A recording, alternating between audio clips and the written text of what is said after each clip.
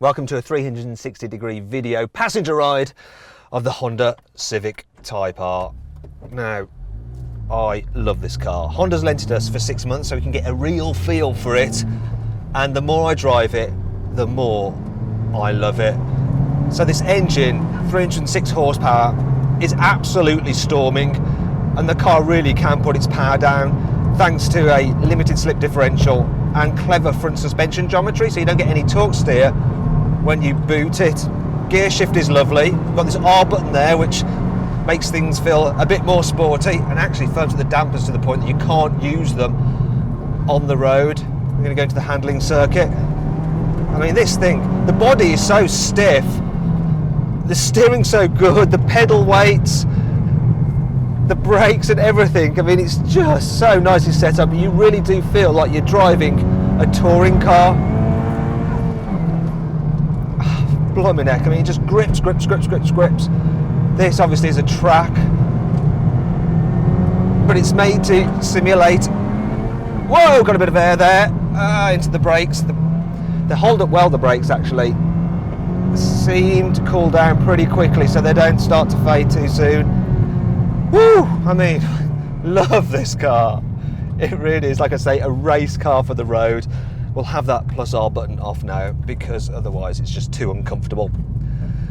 Speaking of comfort, these seats are glorious. I love these bucket seats.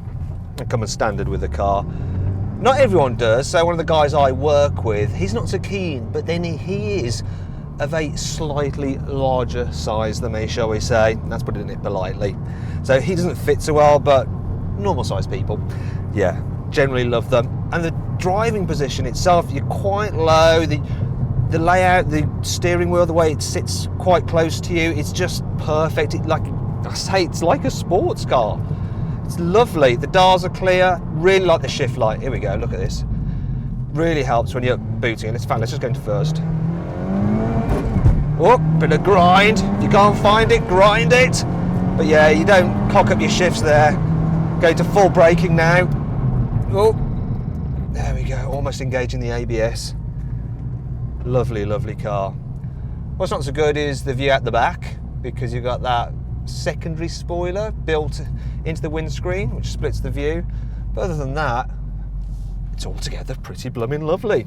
Apart from the sound, which you probably noticed, it's a bit bland, the exhaust now. All you really hear is the chatter from the turbo wastegate. But yeah, can't fault this car though, because the controls, the gear shift especially, just so lovely.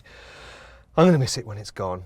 And a lot of people think this car is pointless now because of the Ford Focus RS, but it's not. If you're in the market for a hot hatch, still drive this, because you might actually find you prefer it. Now, if you want more video content on this car, please click in the top right hand corner of the screen on the card. And please ignore the McLarens there. We'll get a review of one of those soon.